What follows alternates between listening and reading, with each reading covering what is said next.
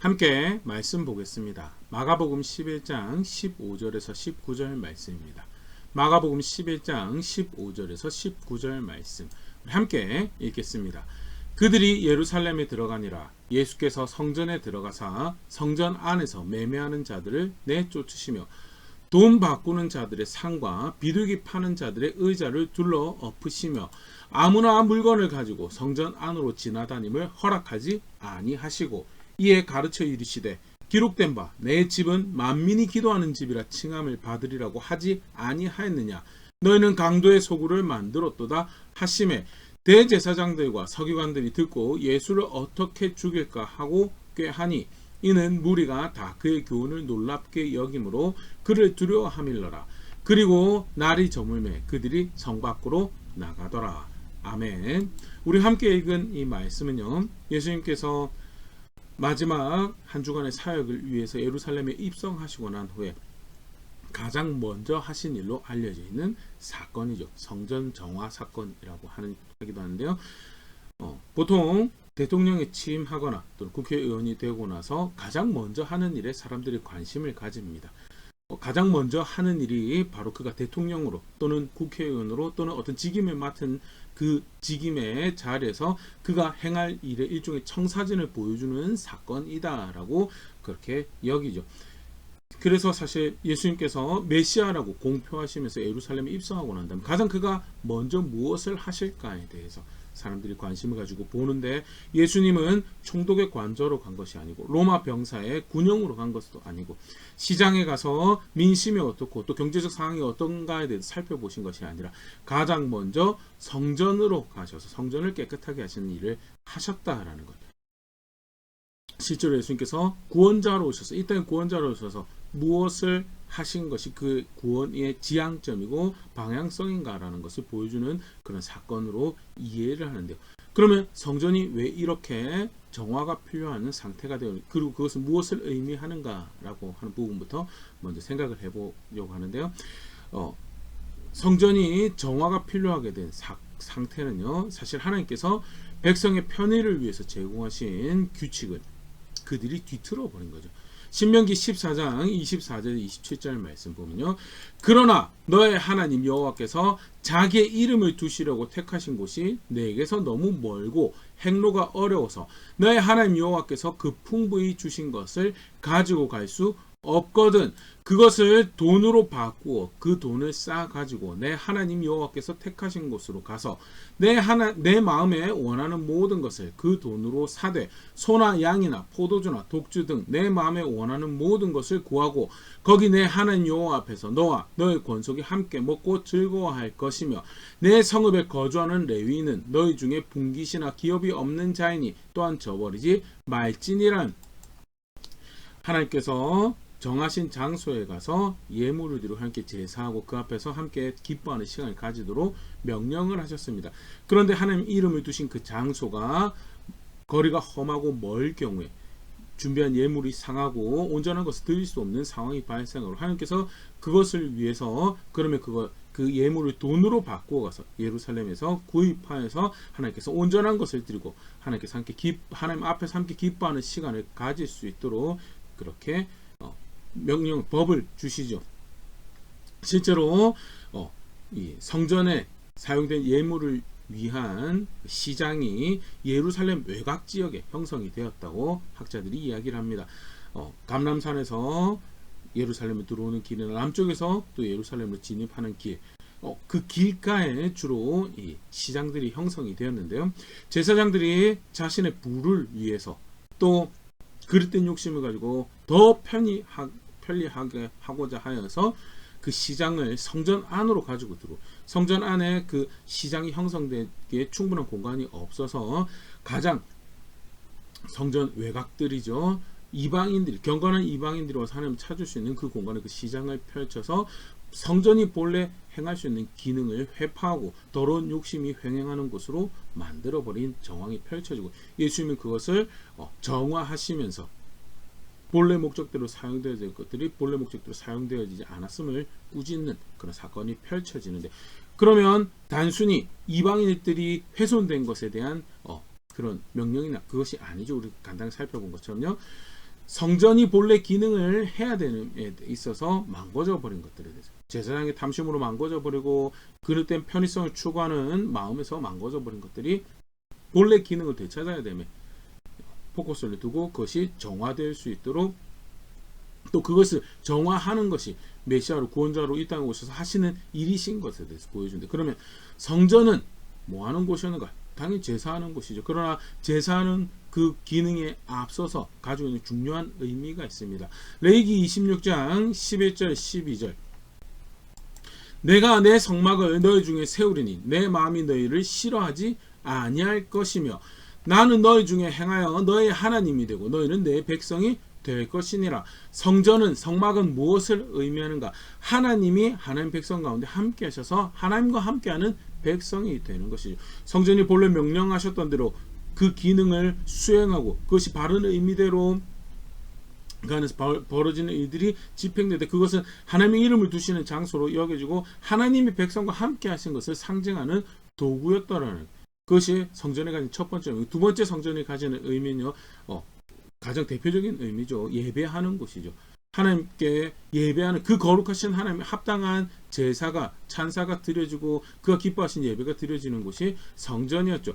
이사야 43장 7절 내 이름으로 불려지는 모든 자 곧 내가 내 영광을 위하여 창조한 자들을 오게 하라. 그를 내가 지었고 그를 내가 만들었느니라. 하나님 영광을 위해 창조한 자들이 하나님께 합당한 예배를 드리는 장소가 성전이었고 이사야 23장 21절 이 백성은 내가 나를 위하여 지었나니 나를 찬송하게 하려 함이니라. 하나님께 받으실 만한 찬사를 올려드리고 하나님께 받으실 만한 고백들을 올려드리는 곳이 성전이었고 함께하는 백성 받으실 만한 예배가 헌신이 또 사랑이 고백되어진 곳이 성전이었죠. 실제로 그렇게 함께하는 백성이 받으실 만한 제사로 받으실 만한 섬김으로 설 때 또한 동시에 성전은 간단하게 사실은 이 모습이 등장을 했지만요. 그 백성들을 통해서 이방인들이 하나님을 알게 되고 이방인들이 하나님 백성과 더불어서 하나님을 찾을 수 있는 공간이 되는 곳이 또한 성전이었죠. 스가랴 8장 23절 말씀 보면요. 만군의 여호와가 이같이 말하노라. 그날에는 말이 다른 이방 백성 10명이 유다 사람 하나의 옷자락을 잡을 것이라. 곧 잡고 말하기를 하나님이 너희와 함께 하심을 들었나니 우리가 너희와 함께 가려 하노라 하리라 하시니라. 회복된 이스라엘 하나님 백성의 상태에 대해서 묘사하는 대표적인 말씀 중에 하나인데요. 하나님은 하나님 백성이 온전하게 하나님 뜻하신 대로 살아갈 때 그들을 통해서 기대했던 바가 뭐냐? 그들이 10명의 이방인들에게 하나님의 살아계심을 나타내는 그런 역할을 감당하고 이방인 10명이 그래서 유다 사람 하나 붙잡고 우리가 하나님이 너희와 함께 계신다는 걸 들었다. 우리도 그런 은혜를 함께 누리기 원한다라고 하는 그래서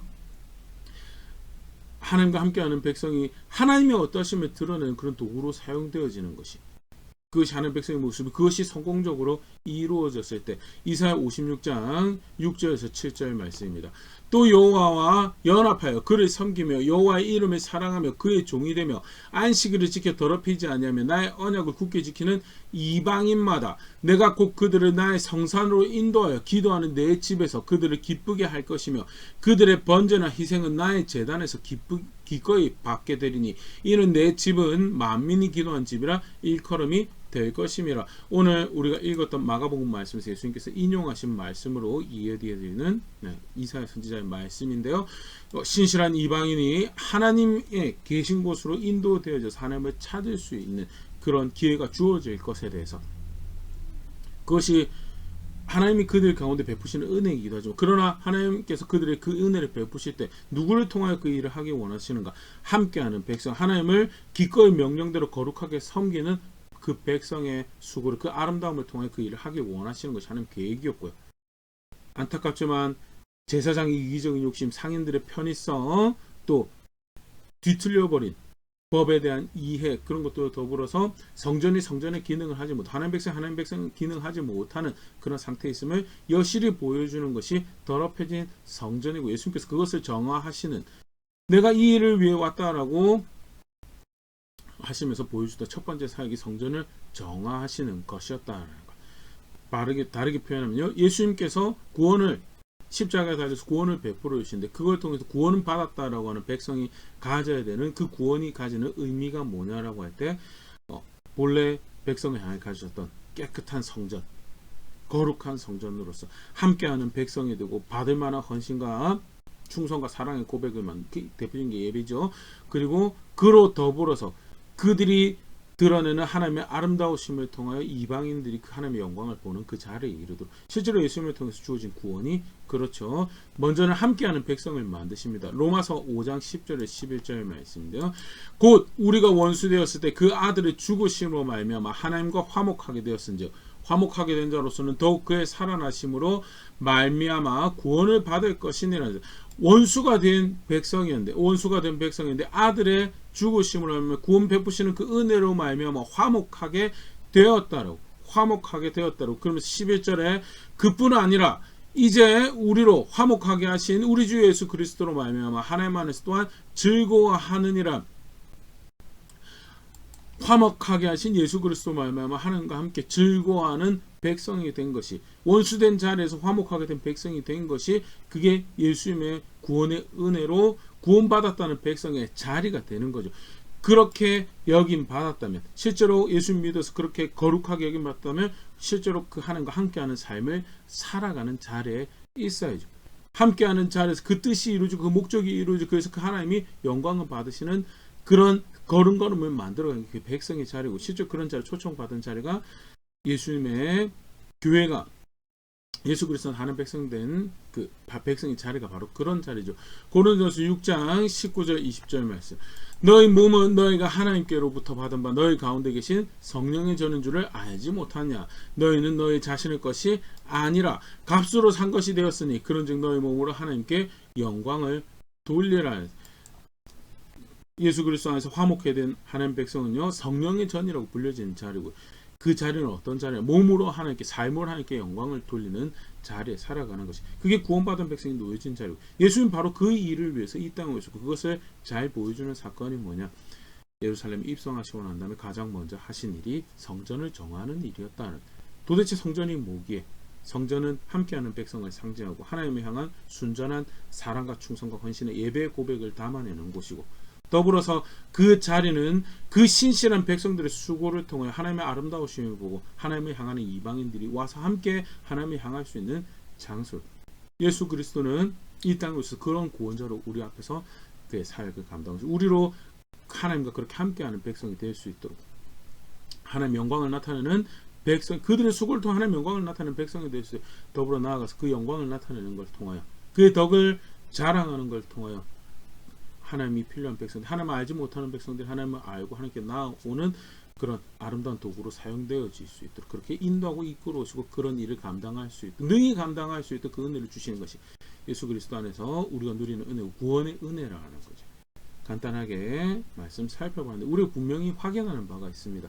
예수님으로부터 그 놀라운 은혜로 구원받은 그 자리는요, 죄로부터 자유합니다. 사망으로부터, 마귀로부터 자유하는 자리죠. 그러나 그 자유가 의미하는 바는 뭐냐? 하나님과 함께하는 백성이 되는 것이고, 그 자유가 의미하는 바는 하나님께서 받으실 만한 사랑과 충성과 헌신의 예배의 고백을 담아내는 자유. 그 자유가 의미하는 바는요, 예수 그리스도 아름다운 덕을 자랑하여서 그가 필요한 백성들이 그 백성의 수고를 통해, 그 백성의 아름다운 삶을 통하여 예수 그리스도를 발견하고 그리로 인도되어지는 그 일을 감당하는 자유다. 더러운 사람의 이기심을 위한, 방종을 위한 근거가 아니라 거룩하신 뜻을 살아가기 위한 그 삶을 향한 초청과 그것을 위한 능력과 그것을 위한 열정을 부여하는 것이 그리스도 안에서 자유가 의미하는 바다라는 거예요. 나는 예수 그리스도를 통해 주어진 구원을 어떻게 이해하고 있냐? 예수님은 그 구원을 십자가에 달리시기 위해서 그 구속사에 감당하시 오시고 난 후에 첫 걸음으로 선택하신 것이 거룩하게 하시는 그 일, 깨끗하게 하시는 그 일. 내가 그것을 위해서 왔다라고 하는데, 그 깨끗함을 받고 난 다음에 거룩한 길을, 깨끗한 길을, 그 함께하는 백성으로서 마땅한 고백들을 만들기 위한 선택들을 만들어가고 있는가? 다시 한번 오늘 말씀 앞에서 점검해 볼 수 있으면 좋을 것 같고요. 가장 첫 번째 하신 일이 그 일이라는 사실이 저의 신앙 고백의 이정표가 되고 우리의 신앙 고백의 이정표가 되는 그런 사건이길 바라고요. 그렇게 함께 성숙해져가는 교회 될 수 있으면 좋을 것 같습니다.